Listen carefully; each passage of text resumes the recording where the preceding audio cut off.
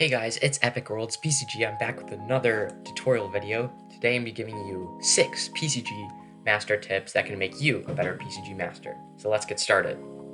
First tip, be inadequate. Don't always let your player know everything. Make the player wonder on what could have happened if they tried this or something. And leave some story bits out too that they have to figure out in the next games.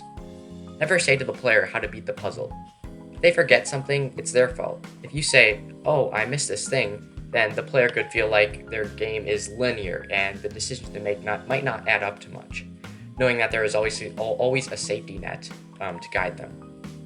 Putting players out of their comfort zones can be good and make players experience new things that they will always remember. An example of this is the game Gifobaz by Zach.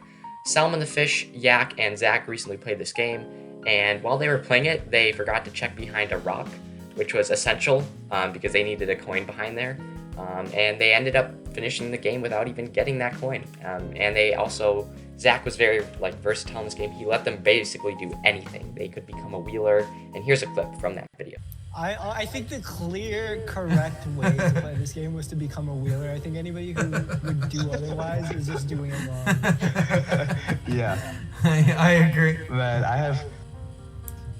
have so many. I want to ask so many questions about the things that we did or how things were meant to be, but just in general, was that how the game was meant to be? Oh no, not at all. Not even close. Yeah. Also, where the heck was the coin? Turns out, the boulder was here for a reason after all. So it turns out that if you guys this was supposed to be one of the first things you do in the game, is that if you walk around to the other side of the boulder, it turns out that there's actually a secret area behind. Okay, next, I'm going to talk about let the player try anything and play along with it. Like I just said in the Gifobaz, this can often be hard for the new PCG creators because some players might want to fly, for example. You could just say a human can't fly. Or you could be more fun and say, okay, so you get in your flight position, your arms are flapping, so you really believe that you're getting up there, but you look down and your feet are still on the ground. Maybe try something else. This makes the player think, oh, I guess I can try everything. He made it sound like even I could fly. Even though I couldn't, it still makes the player want to try more creative puzzles because PCG is you can really do anything you want. Puzzles should be engaging and not basic. I've seen way too many puzzles where the player just picks up a sword and kills a guy in their way. This can often make the game dull, and many players will lose engagement and the game almost just feels forced. Instead, make your players come up with plans and think. An example of this could be, okay, you're in a narrow room and there's a sword on the ground. At the end of the hallway, there's a big plant blocking your way. So the player can use the sword to maybe for a different purpose.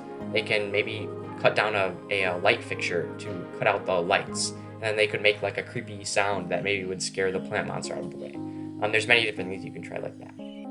And if the player, if what the player says makes enough sense, even if it wasn't the thing I maybe intended, if it makes enough sense, I usually just let them pass the puzzle.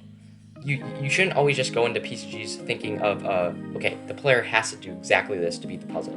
You should be okay, they can do many different things to beat this puzzle. It's not just one. Make NPCs mean something. So, whenever you make a PCG, make sure to add some non-player characters that aren't just evil.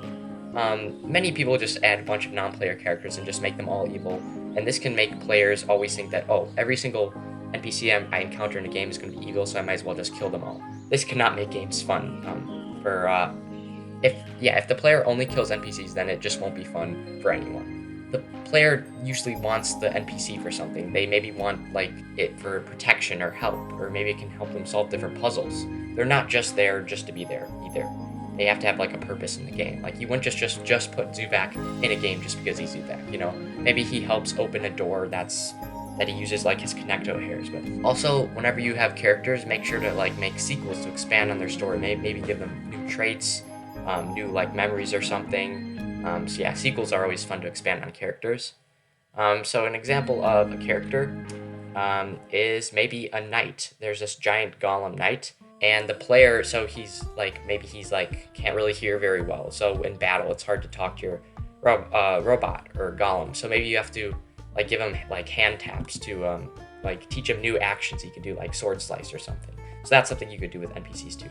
But make NPCs count. So don't just put them in your games just to put them in your games. Next, add random stuff. Sometimes random items and abilities can make games really fun for the player to experiment with. One example of this is the wacky wand of randomness.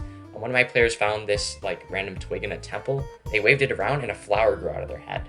Now this item can do one of many random things, and the PCG Master pretty much just improvises, but it can be overpowered because the player can just say, okay, save game before I did that, I try it again.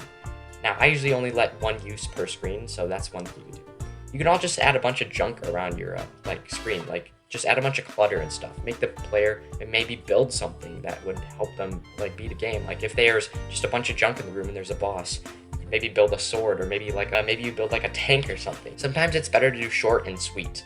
Now this is strictly my opinion, and I know some people might not agree. So I love to play PCGs anywhere from 1 to 6 pages. Mainly because otherwise they just drag on to me. Now you can split them up into sessions, which if you do long PCGs, that's what I recommend. I recommend splitting it up into chapters. Like maybe one chapter they are just learning their backstory. Next chapter they're fighting or infiltrating someone. Maybe third chapter it's like the aftermath, and they have to maybe save their NPCs and heal them or something like that. So yeah, the good thing about short games is you can play the short game and then make a sequel directly after that based on the events of that game, and it really makes a really cool series. That's what I did for my series Pinchback, Home Invasion, the Gnome Saga. You can really build a fun story. So yeah guys, anyways, that was my top 6 PCG Master tips. Hope this helped you, new PCG Masters. I do plan on making more tutorial vids in the future, so thank you guys for watching. I'll see you in the next PCG video.